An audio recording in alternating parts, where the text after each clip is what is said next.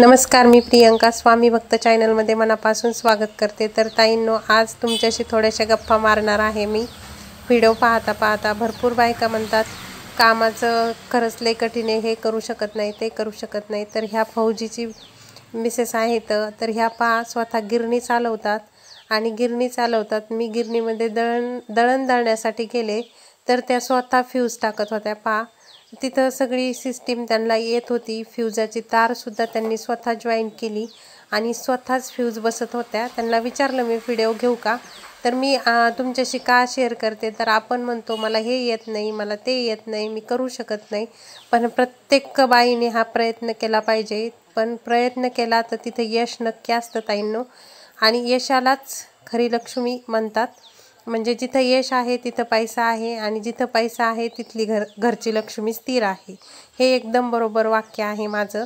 तर ह्या स्वतः पहा यांनी फ्यूज स्वतः चेंज केलंय वरती जाऊन। तर यांना विचारूनच मी त्यांचा व्हिडिओ घेतला। गिरणीमध्ये दळण्यासाठी आले होते, फ्यूज गेलं, माझी डाळ थोडीशी ओलसर होती त्यामुळे त्यांचं फ्यूज हे माझ्यामुळेच गेलं। तर त्यांनी दळण दळून दिलं आणि त्यांचा स्वभाव खूप छान आहे ताईंनो।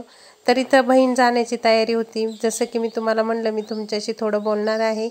पैसा नातं जुळून आणतो आणि पैसाच नातं तोडतोच।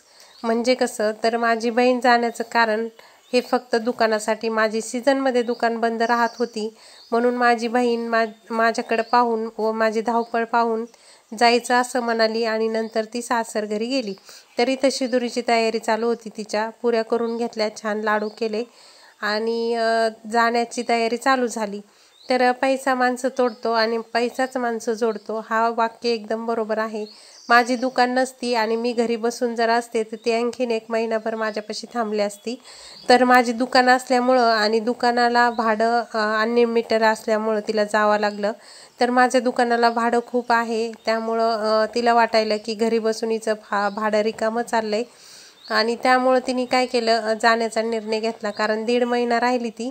मला खूप 2 दिवस भरपूर वाईट वाटलं, करमत नव्हतं, खूप उदासी भरल्यासारखं झालं आणि मनाला अशांती वाटत होती, अजिबात शांत वाटत नव्हतं। कारण एवढे छान गोंडस बाळं माझ्यापासून गेले।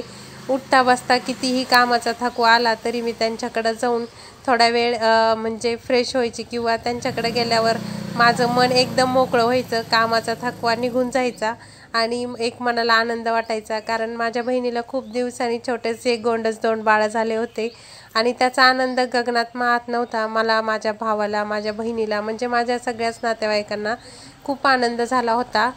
ह्या आनंदामुळं काय झालं की म्हणजे आनंद तर होताच, दुःख पण झालं होतं। ती जाताना खूप उदास वाटलं, व्हिडिओ घेतला नाही कारण दुःखाचा क्षण होता तो। ती तिच्या घरी चालली होती, त्यांच्या घरी खूप आनंद होणार होता आणि आमच्या घरी उदासल्यावानी झालं।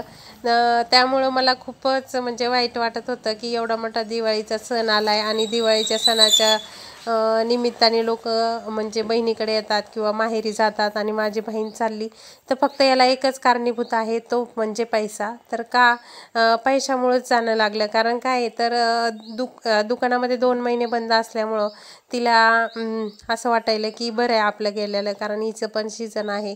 आणि ताईंनो, मी पण तुमच्याशी एक शेअर करते की जो दुकानदार आहे त्याचं सीझनमध्येच भाडं वगैरे निघतं, तरच त्या सीझनमध्येच त्याचे 10-5 रुपये जे काय आहेत ते निघून जातात, नाही तर असं दररोज एवढे काही गिऱ्हाईक नसतं। तर इथं पहा त्याची शिदोरीची तयारी करून घेतली, शिदोरी झाली आणि बाळपा यांना छान असे मी ते डंगरी ड्रेस आणले होते, त्याचं नावच तसं आहे आणि दोघांना छान ड्रेस घालून मस्त मेकअप वगैरे करून छान त्यांचा व्हिडिओ घेतला। बस एवढाच व्हिडिओ घेतला, याच्यानंतर खूप उदासल्यासारखं वाटत होतं, त्यानंतर व्हिडिओ घेतलाच नाही। तर इथं ती गेल्याच्या नंतर हा व्हिडिओ दुसऱ्या दिवशीचा आहे। त्या दिवशी तर काहीच केलं नाही, पार 10 वाजता स्वयंपाक करून जेवण केले। तर इथं हे स्टँड वगैरे आपण तिच्यासाठी हा फ्लॅट केला होता किरायानी, म्हणजे पप्पानी, कारण आपलं छोटंसं 1 BHK आहे, 2 बाळाची सोय तिथं नव्हती। तर हा फ्लॅट खूप मोठा होता, पण चला भिंतीला भिंत होती म्हणून करून घेतला, नाही तर एकच रूमची गरज होती आम्हाला। तर हे दोऱ्या वगैरे बांधायला हे पाहून तर म्हणजे दिवसभर तर मी त्या रूममध्ये आलेच नाही, पण नंतर आले दुसऱ्या दिवशी, कारण आता दुसऱ्याचं असल्यामुळं ते आपल्याला रिकामं करून देणं गरजेचंच होतं। तर हा फ्लॅट खूप मोठा आहे, पण आपल्याला जी एक रूम लागत होती तिच्यासाठी पूर्ण फ्लॅटच करावा लागला। तर इथं कूलर वगैरे, इथं भरपूर सारा पसारा होता, तुम्ही दररोज पाहतच असताल व्हिडिओमध्ये। तर इथं मला आलं ना तर वेगळंच म्हणजे मनामध्ये असं धडधड धडधड व्हायलं, कारण इथं आलं की ते बाळ राहायचे, बाळाची आई, माझ्या आई, सगळं म्हणजे घर गच भरलेलं राहायचं आणि मनाला एकदम फ्रेश वाटायचं. तर हे पसारा घ्यायची म्हणजे घरी न्यायची याची सुद्धा इच्छा नव्हती माझी, आणि पण काय करणार, आवरून घेतलं. आणि आवरल्याच्या नंतर भरपूर इथं बाळाला भरपूर सारे काम होते. इथं बाळाला आंघोळ घालण्याची सोय होती. हे वॉशरूम आहे त्याच बेडरूममध्ये. तर हा फ्लॅटमध्ये पहा आमचा भरपूर पसारा होता, कारण मस्त तो दिसत नव्हता पण होताच. कारण ज्यावेळेस मी आवरायला लागले ना त्यावेळेस लगे लक्षात आलं की आपण किती म्हणजे इथं पसारा होता आपला, किती म्हणजे माणसं राहिलो आपण, किती हसी मजाक, त्या गोंडस बाळांचा आवाज ते असं कानात यायच लागला. तर या बिसलेऱ्या बाळांच्या होत्या. बाळांना जे आपण जे थोडीफार पावडर आहे ती पाजण्यासाठी बिसलेरे घेतलेल्या. इथे एक वॉशरूम आहे आणि इथे एक आपली मशीन वगैरे, कपड्याची मशीनसुद्धा मी नेली नव्हती 2 दिवस, तिकडेच कपडे वगैरे धुतले. आता ही मशीन हे सगळं व्यवस्थित लावणं गरजेचंच होतं. तर ताईंनो आपले व्हिडिओ आवडत असतील तर माझ्या व्हिडिओला नक्की लाईक करा आणि नवीन असाल तर चॅनलला सबस्क्राईब करा. व्हिडिओचा एंड करते. श्री स्वामी समर्थ.